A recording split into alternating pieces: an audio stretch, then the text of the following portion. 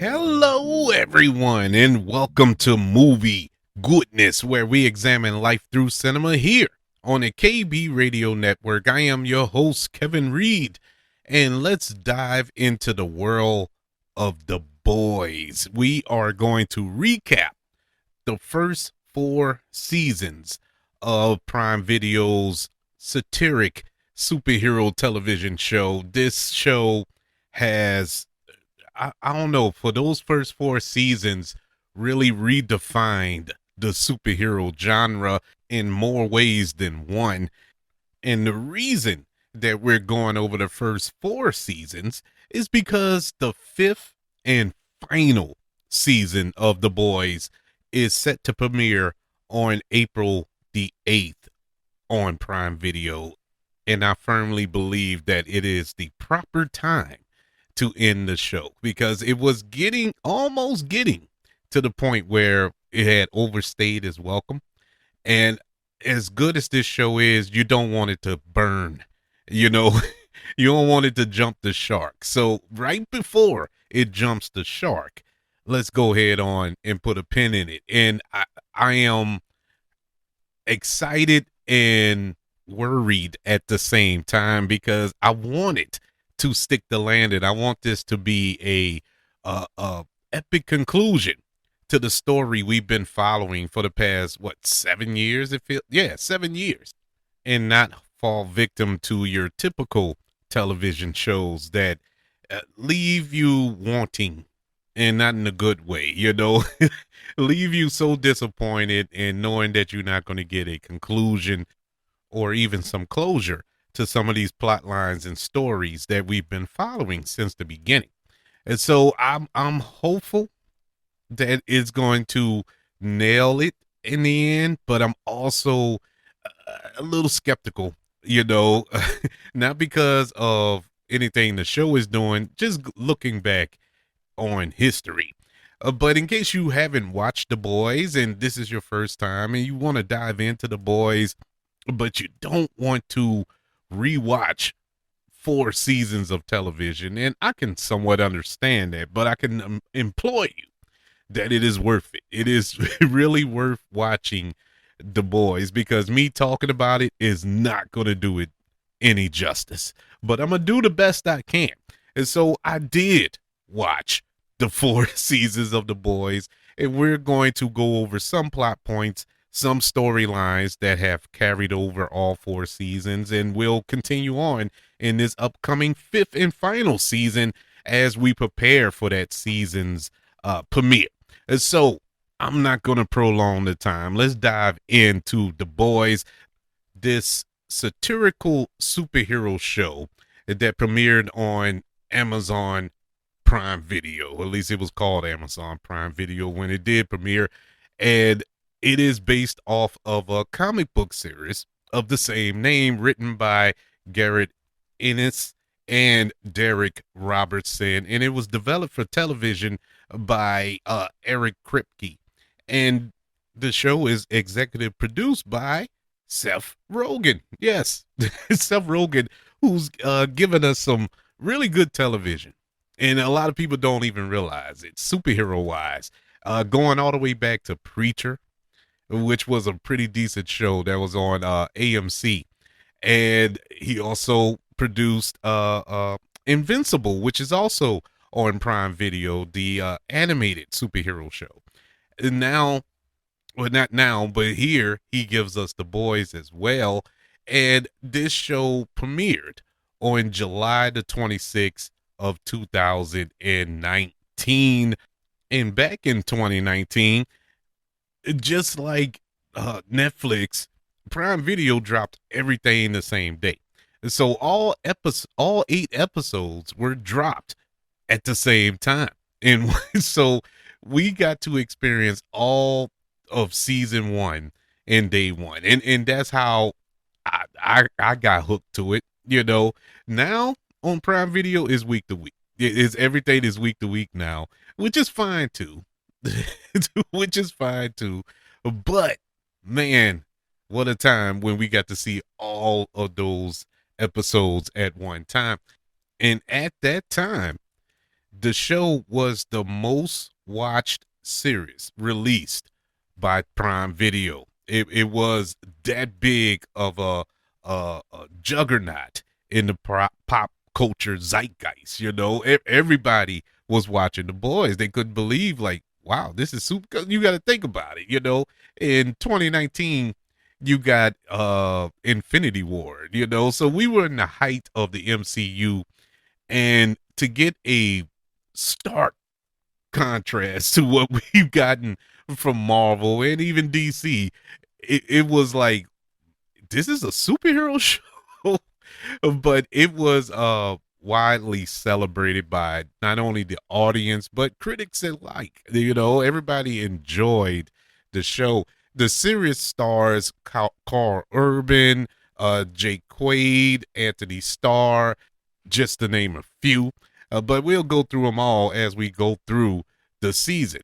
Now, season one introduced us to this world, of course, and this story takes place in a universe where most of the superpowered individuals are recognized as superheroes. But in reality, they abuse their powers for personal gain.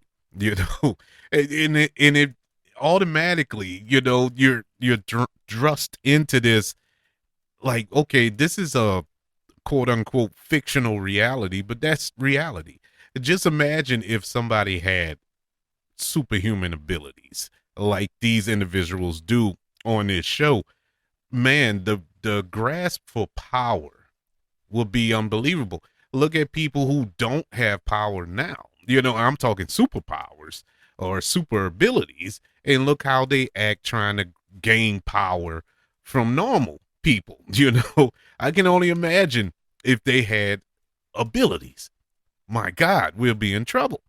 But the series follows the boys, led by Billy Butcher, played brilliantly by Carl Urban, the great Carl Urban. Carl Urban, he don't get the recognition I think he should. Go all the way back, go through his filmography and look at his work. Carl Urban is not what you would consider a movie star, box office juggernaut actor or whatever. But he you can make the argument he should be, because he he is amazing in everything. No matter what the movie is, he gives his 100% effort every single rip.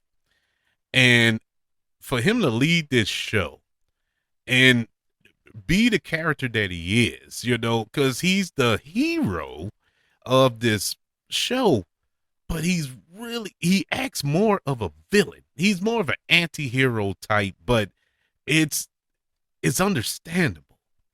When you think of his past and how they really developed this character and how Carl Urban plays this character is so brilliant. I can't cheer him on anymore than the fact that he's just perfectly cast in his role.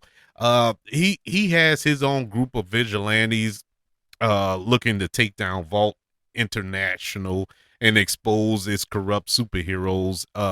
You have Hughie, and Hughie Campbell, who is played by Jack Quaid, and he is, how, how do I describe Jack Quaid? Jack Quaid is like, once again, perfect casting, but you know, it, the big discussion about nepo babies in Hollywood and how they're only where they're at because of their famous parents and whatnot. They don't deserve it. I really don't agree with all that, because when you go through and look at all these quote unquote nepo babies, they stand on their own. If watch The Pit on HBO, The Pit is full of nepo babies, but all of them are amazing. All of them can act. All of them stand on their own accord, and Jack Quaid does as well. Jack Quaid, you could make an argument, is probably better than his parents. And in case you don't know, by his name, he is the son of Dennis Quaid, and Meg Ryan is his mother. And so they, and they are awesome in their own right, but he is standing on his own, and he is amazing as Hughie Campbell. You have Les Alonso as Mother's Milk, Tama Kaplan as Frenchie. You have Karen Fujinhara as the female.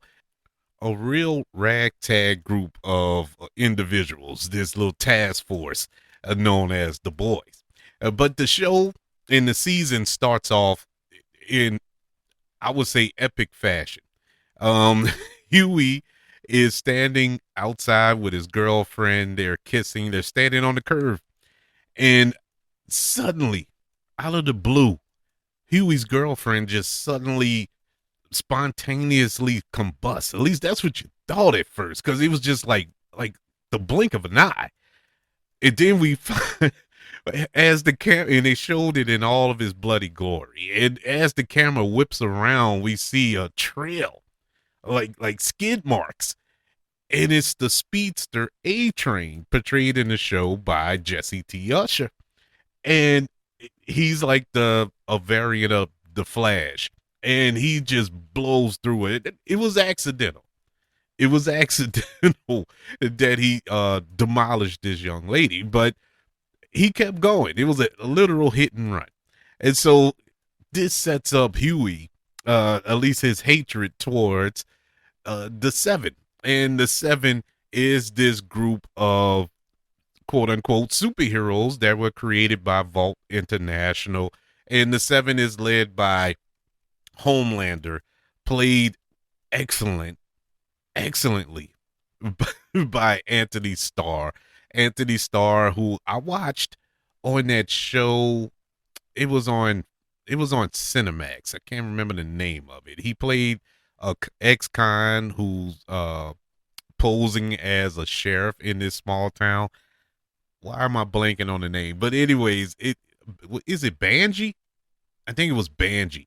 And he was awesome in that, but man, when he was cast as Homelander, or at least when I watched the show, because I didn't read the comic book, so I came to this fairly naive, not fairly, but completely naive, and I didn't know anything about these characters. So that first episode kind of blew me completely out of the water. I'm like, what's going on? Aren't they the hero? Especially Homelander, who is basically a Superman variant. He is just all powerful, unstoppable, indestructible, but he's a villain. And he's the greatest villain that you could ever put on a television screen. And the way Anthony Starr plays him is not this mustache twirling, cackle laughing, oh, I'm gonna get you and your little buddies type villain. No, he is so charming and believable as a hero, but is the most despicable human being on God's green earth. He is your prototypical politician, or dare I say, a preacher or pastor in your church. He is all of that, and the show does a great job of showing him in that light, and he does a great job of performing as this character. Uh, the show also opens up where we see a new recruit into the Seven, and that is Annie January, aka Starlight, who is played on this show by Aaron Moriarty, and she is great as Starlight, as this naive superhero. She wants to do good, and only to join the Seven and know that, or find out that it's not all that is cut out to be, and sees the world for what it is, outside of her little bubble from the small town that she's from, and knowing that the world is not as kind and gentle and loving as she was taught, as she was raised up to believe. And that's pretty much a depiction for a lot of people living in this world, that we think that the world is one way, that we were raised to believe in only what we see around us in our neighborhood or in our school, or it just in our city, and think that that's how the world really is. And when you venture out past city limits and you see that, oh, the world is different. People act a certain way or a different way than you, and do things differently. And there are people that are less fortunate than you, and things of that nature. And that's why this show is unique. This show is unique because it really turns the mirror to the viewer and forces you to see the world for what it is and see you for what you are. You can see yourself in these characters. Okay, let's get into this show. Let's get into the season one. And just like I've done recaps in the past, I'm not going to go beat by beat, episode by episode, every little thing that took place, every little Easter egg that's hiding. We're not going to do that. We're just going to break down some plot points uh, that happened throughout the season. Probably won't be in order, but it will be. We'll we'll do our best to try to keep everything streamlined for season one. Season one, it reveals that Compound V creates supers. They weren't born with these super abilities; they were created. And some of the key plot points throughout season one, how the boys assembled. We got Billy Butcher. He reunites with Frenchie and Mother's Milk to go after the superheroes, and they later involve the traumatized Hughie, who to join the group. This team was once formed. We find out throughout the season that this was a sanctioned government operation, the boys. But later they disbanded, and now they're getting back together in a black ops form, if you will, off the books form. They're not really working with the government, and so they are doing things on their own. We find out very early that the Seven is corrupted. Homelander is a mass murderer. That episode when Homelander and Queen, what's her name, Maeve, and she uh, tries to save these people on an airplane that's about to crash, and Homelander is like, nah, can't save them. And that scene just blew me away. I did not see that coming. Uh, the fact that he let those people die, let all those people die on that plane, even killed killed one before the plane even crashed. It was brutal.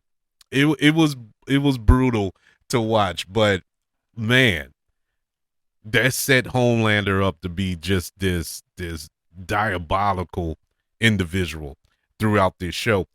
A Train, we find out that he's hooked on Compound V.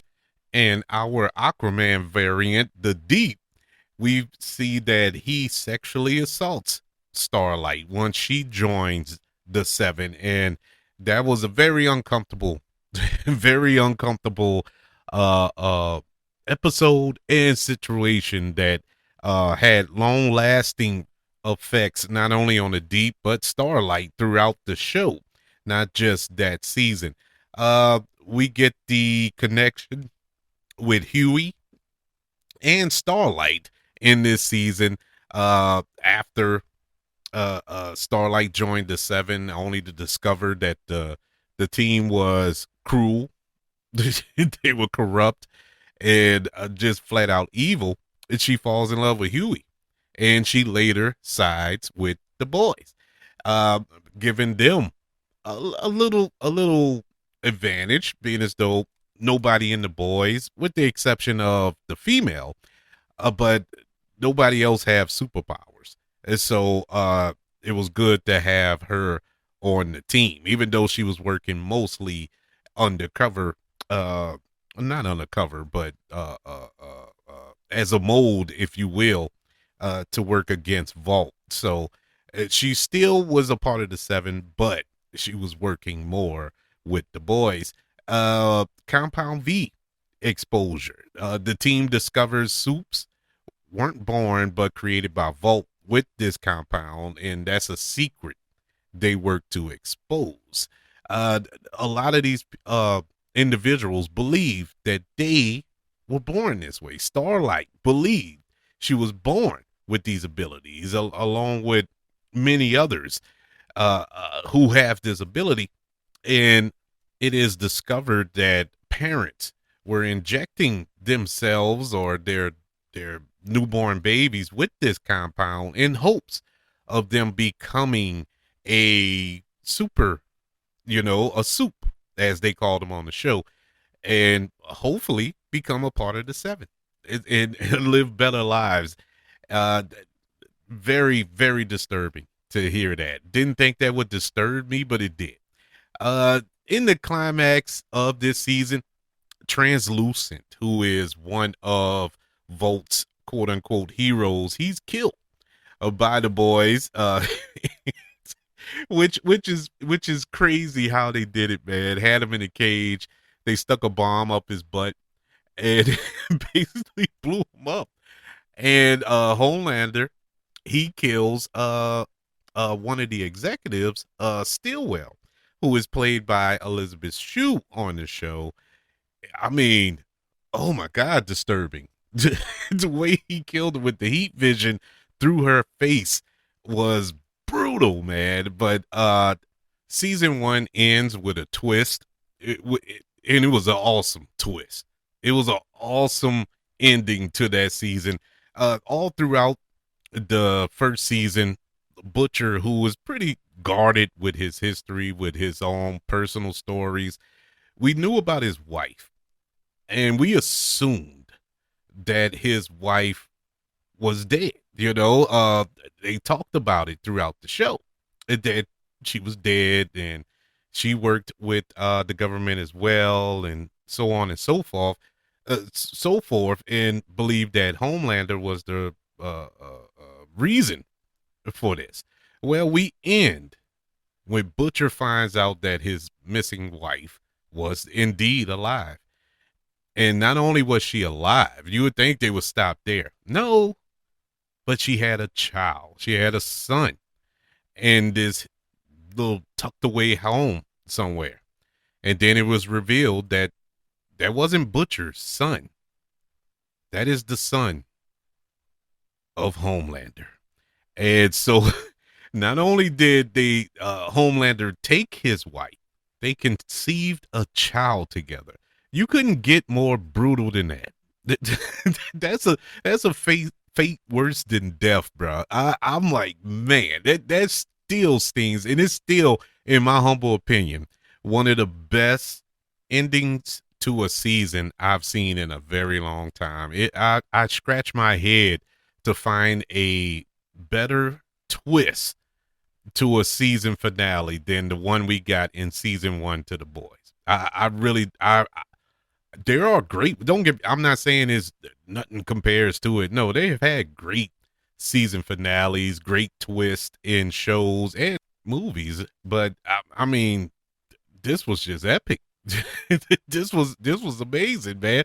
Because you look at the character of Butcher and his whole motivation throughout the whole season was finding Homelander, finding a way to kill him because of what he did to his wife, only to end with him staring at his wife and with a son. So now you have a completely different motivation going into the next season. I really, really, really loved this first season of The Boys.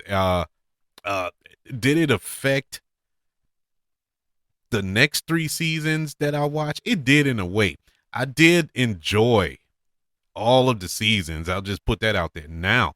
But it was just hard to top season one. It was hard, man. So I'm not faulting the other seasons for being a little short in a lot of ways, but it just started off so strong. I can't I can't wrap my head on how great it was.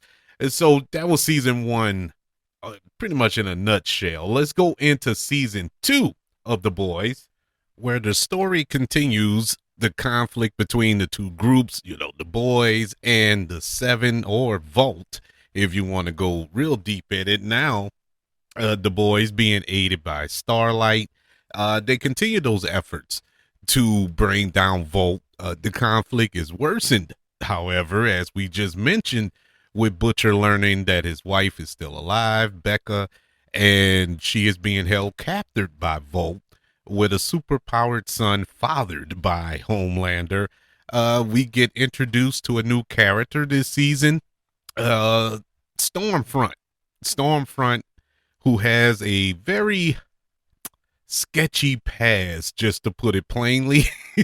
And she joins the Seven in hopes to convince the unwitting Homelander to lead Supes into world domination.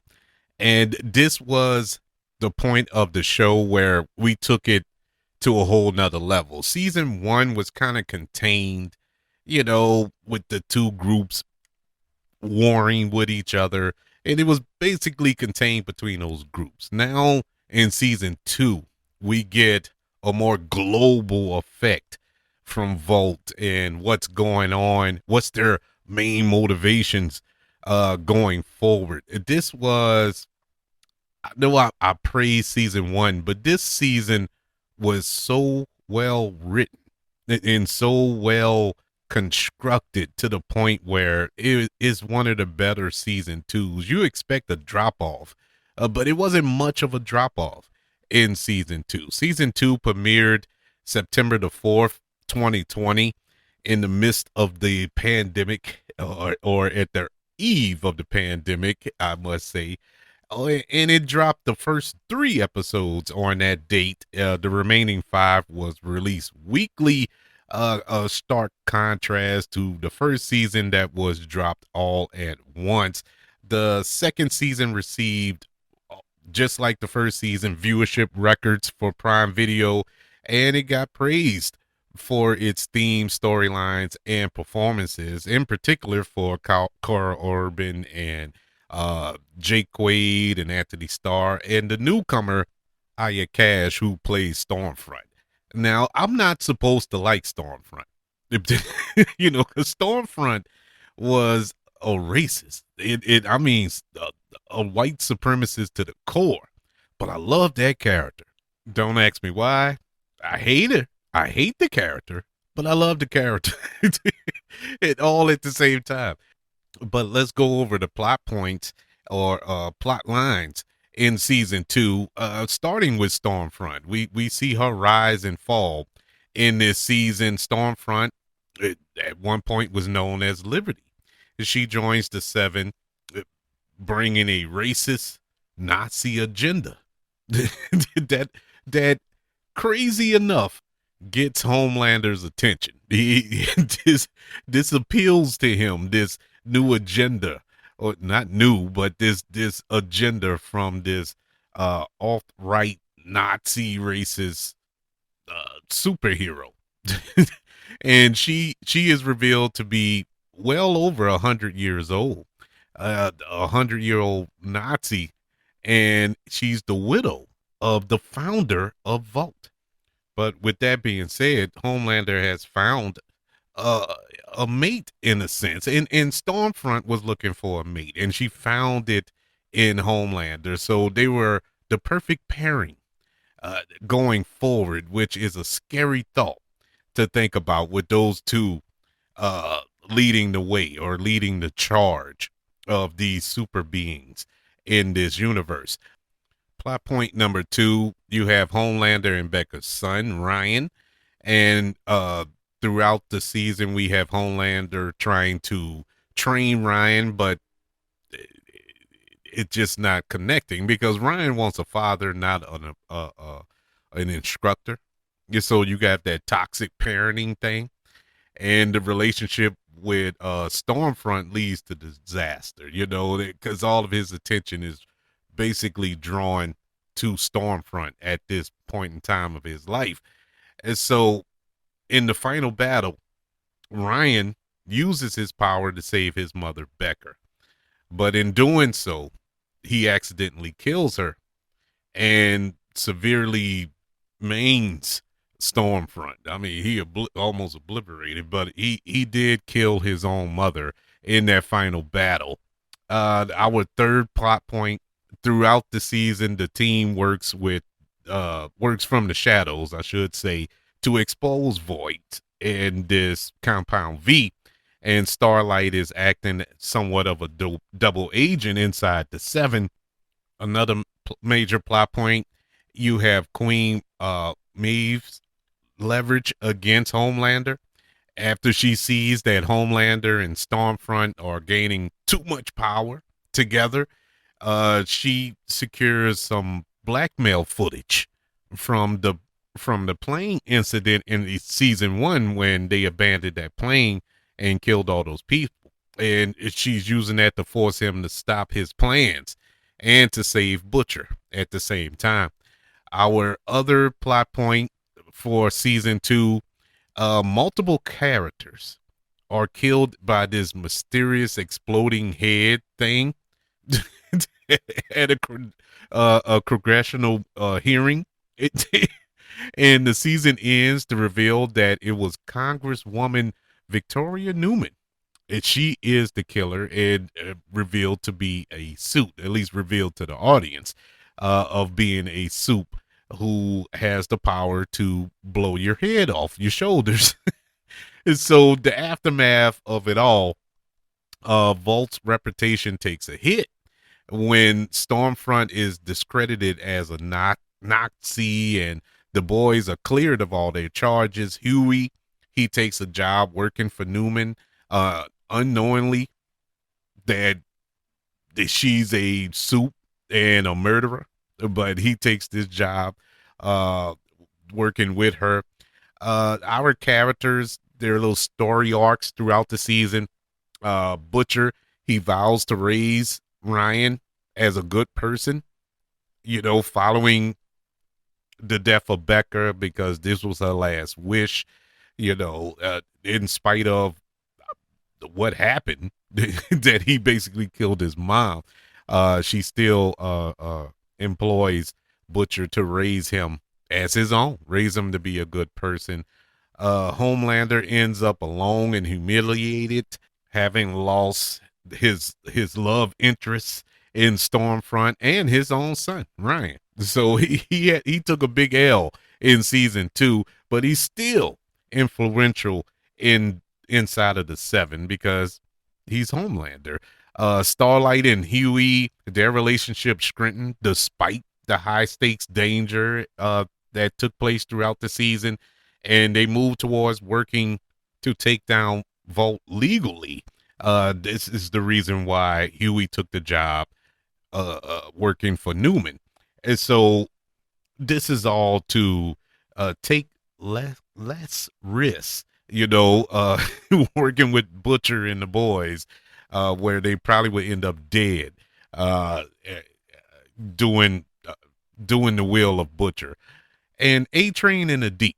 Now, both try to return to the Seven, and A-Train succeeds by helping leak info on Stormfront, while the Deep remains on the outside looking in, having left the Church of the Collective.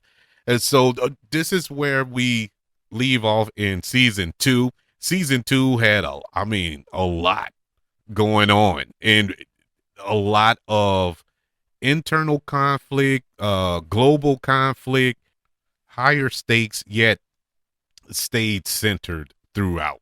And so let's get into season three of The Boys, which takes place a year after the events of the previous season. The season follows the boys now working for Victoria Newman's Bureau of Superhero Affairs to apprehend problematic soups, having somewhat of a little peace treaty with the with the Seven, but the conflict resurrected once Butcher and Hughie and the rest of the boys clique reunite to investigate the truth about the apparent death of Soldier Boy, one of Vault's first American superheroes, with the hopes of killing Homelander for good. Soldier Boy is played by a newcomer to the show at this point, Jensen Ackles, who we all know from Supernatural, and he was on Smallville. That him as Soldier Boy was like money. That was money. And Soldier Boy is a Captain America ripoff. No, not the rapper. So, Soldier Boy is the complete opposite of Steve Rogers. I mean, it's about as opposite as you can get, and he is brutal as well. Concurrently, throughout this show, we see that Homelander's mental stability begins to deteriorate as Volt attempts to restrict his power, while other seven members, such as Starlight and Queen Maeve, uh, assist the boys in their plots to, I guess you could say, bring them down in this season. This season was probably my least favorite season. And that's not to say that it was a bad season. I had put a high expectation on season three that it didn't meet. And it was my own personal thing. It was nothing against the boys, period. It was me that that set my standards way too high. And I don't know why I set them that high for this season. And I didn't do it for any other season. But it kind of fell short in my little expectations, but it was still a good season. Season three premiered on Prime Video on June the 3rd, 2022, with the first three episodes dropping on that date, and the remaining five were released weekly on the platform. This season received positive reviews for its action, social commentary, visual effects, and story and performances. This season had five key plot points for me. Number one was Soldier Boy and Temp V.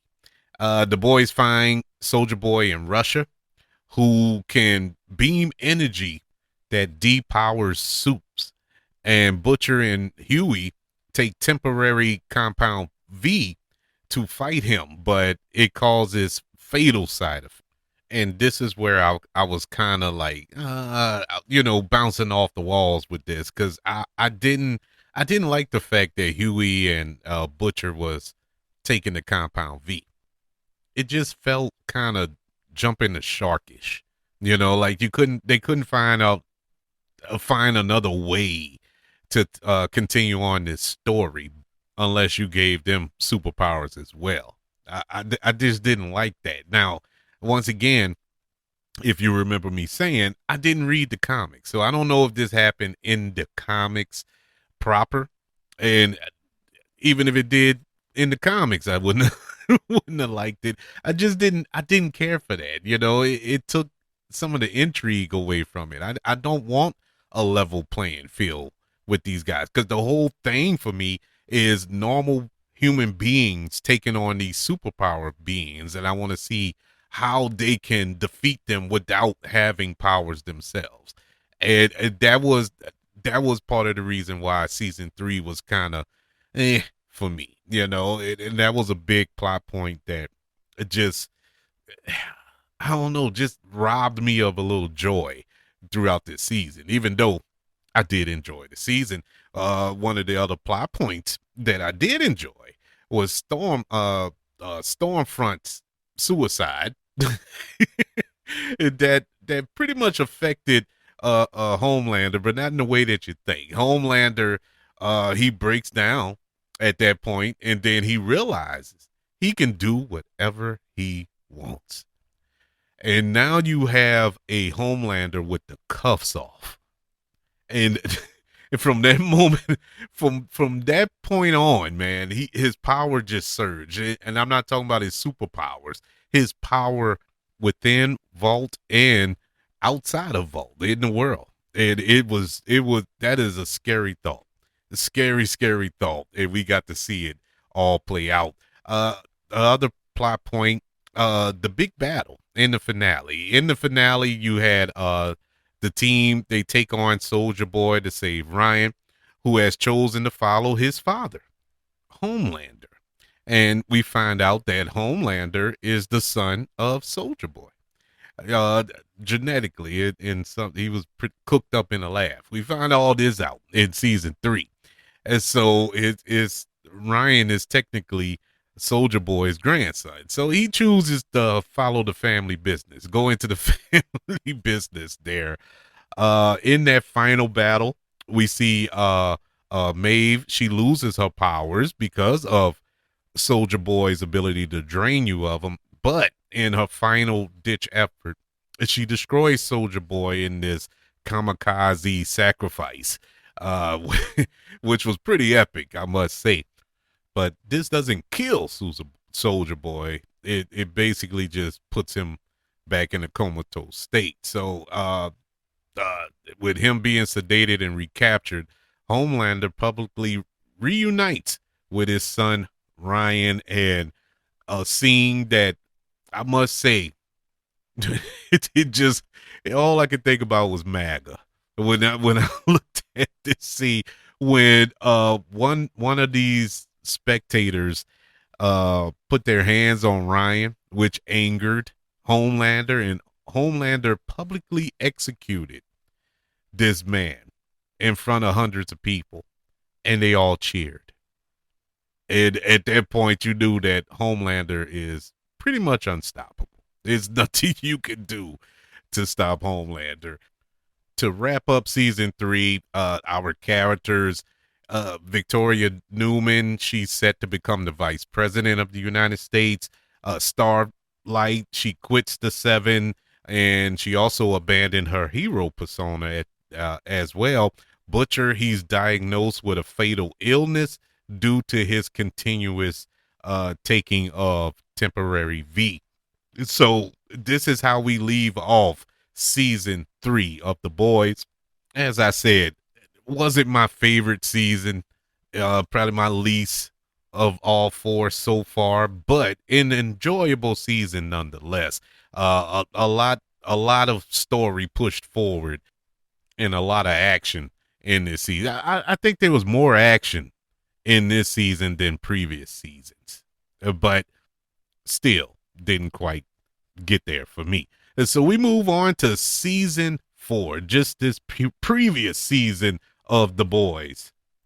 And this season takes place 6 months after the events of season 3. The Boys work with the CIA to assassinate Victoria Newman in an effort to stop her from taking over the government.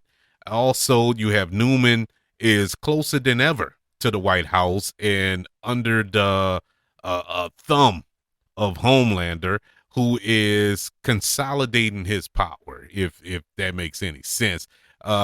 With only months to live, Butcher has lost his position as the leader of the Boys, who are fed up with all of his lies and must find a way to work with them if they want to save the world before it's too late.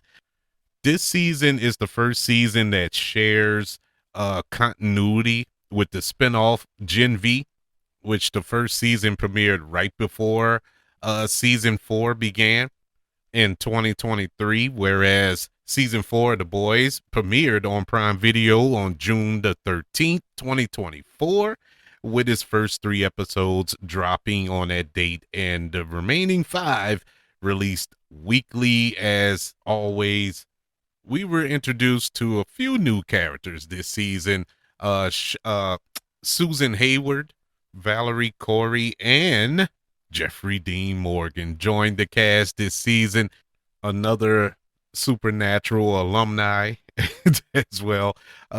Susan Hayward, she joined as Sister Sage, who is the world's smartest person.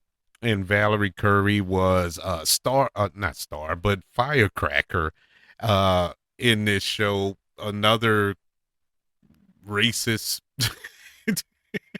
who's taken a liking to Homelander. And so our plot points for season 4, you have Butcher's dark past, and this is where we are introduced to Jeffrey Dean Morgan, who plays Joe. And he's basically a hallucination, a manifestation in Butcher's mind due to his condition that he's currently in, dying, and the effects of the compound V that he's been taking, living with it for months. So he's haunted by these visions and hallucinations, not only of Joe, but of Becca as well. but he's on this crusade to pursue this deadly virus that can kill soups. And so, and he eventually begins to embrace his dark side, his dark tentacle powers, and he's on a mission to kill Victoria Newman in this season. Other plot point, we have Homelander, who's more unhinged than ever before. He's gripping with this aging and his quest for control over Vault and the Seven. He stays as a coup with Sister Sage in intellect framing Starlight supporters for deaths and stroking civil unrest throughout the country. Very smart thing the show did there. Not just showcasing super speed and flight and strength and heat vision and all, using intellect, using political pulls and stuff like that, a different kind of power to take down somebody. I thought that was a smooth move by the show at this point. Another plot point, we have the struggles of the boys. Mother's Milk takes leadership after they out pretty much voted out Butcher, and he's struggling with this because he's stressing out, man, having panic attacks, anxiety attacks, and all this going on. Frenchie, he confronts his past with this new lover, Colin, while dealing with this intense guilt that it has been weighing over him. Meanwhile, the female, also known as Chemical, she faces her PTSD as well. Hughie, he's dealing with his parents and his father's stroke.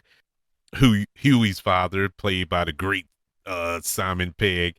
We have the battle between Starlight and Firecracker.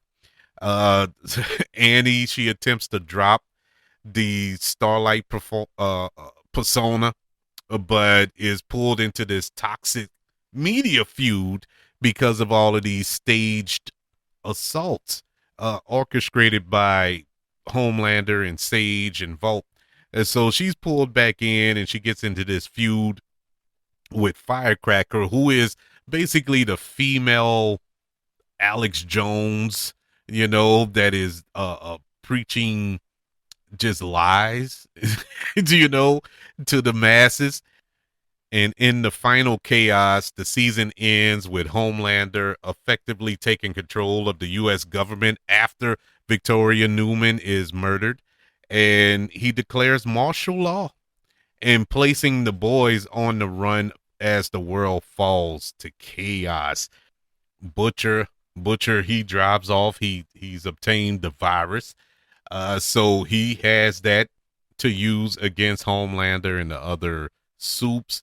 And then in a post-credit scene, the last scene shown in season 4, Calhoun, who is now the president of the United States, he shows Homelander where they are keeping Soldier Boy.